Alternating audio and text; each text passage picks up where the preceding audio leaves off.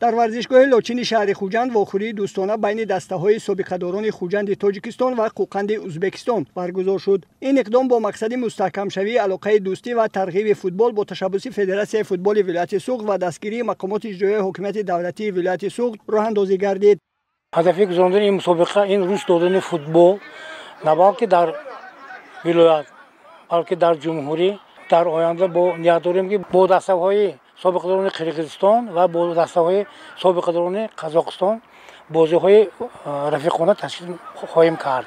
برگزاری این خیلی مسابقه این دوستی بین دولت‌های مستحکم می‌کند و رشد فوتبال وسیع می‌نماید. ما سابقه‌داران فوتبال در آینده کوشش می‌کنیم که برای رشد فوتبال سهم خود را گذاریم. در هیئت تیم خوجند سابقه‌داران فوتبال بازیگران شناخته از 50 ساله بالا و مانند شفقت ابراهیموف، منصور حکیموف، شانعیم بابویف، نیازعلی باباخانوف، جامیخان محمودینوف و دیگران به میدان برآمده با سابقه‌داران دسته قوقند بازی جالب نشان دادند. از جریان بازی معلوم بود که هنوز سابقه‌داران فوتبال به مشق و تمرین مشغولند، زیرا با ملکه و مهارت بلند فوتبال بازی می‌کنند. با تشبث فدراسیون فوتبال ولایت سوخت این چهاربینی تشکیل گردید. ما آن شده است ما بسیارتر به دولتی ازبکستان سفر میکنیم. این بازی نخستین در شهر خوجند می باشد. ما تکرارا با جمهوری ازبکستان به شهر قوقند میکنیم.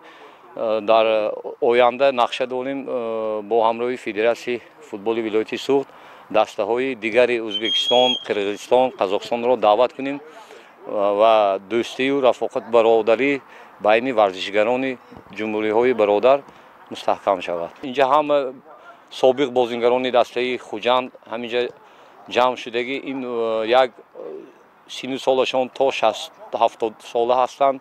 بین نموده این از آن گواهی می‌دهد که ورزش گروی سلامتی است، رشد فوتبال بین سابقه داران این با جوانان عبرت می شود که جوانان بسیارتر به ورزش علل خصوص به فوتبال مشق کنند و آینده پرچم ملی تاجیکستان را در عرصه بین المللی بلند بردارند.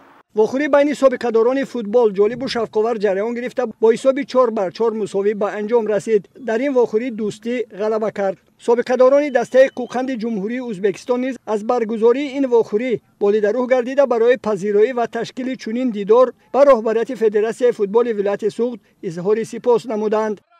Таджикистан, Узбекистан, это побратимые города. Очень приятно было, нас пригласили и встретили так.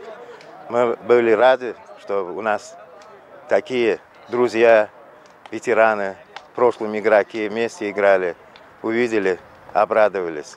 Спасибо за гостеприимство. Такие соревнования дают, чтобы мы плечо к плечу стоим друг за друга.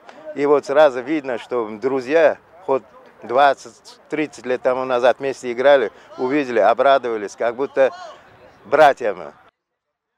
مورد به ذکر است که سال با تشبث فدراسیون فوتبال ولایت سوخت و دستگیری فدراسیون فوتبال کشور این نمود ورزش در برابر دیگر منطقه های تاجیکستان در ولایت سوخت نیز رشد یافته ایستاده است. عین حال دسته های ولایت سوخت در چمپیونات های تاجیکستان بین دسته های لیگ عالی، لیگ یکم و لیگ دوم فعالانه اشتراک نموده ایستادند. فوتبال در ولایت سوخت بین کودکان و نورسان، ساکنان جماعت و محله ها و کارمندان تشکیلات و مؤسسه ها همچنین بین بانوها نیز در سطح خوب است. برگزاری چنین واخوری دوستانه برای جلب نورسان و جوانان به فوتبال، رشد و عمومیت این نمود ورزش و مستحکم نمودن علاقه دوستی زمینه می‌گذارد.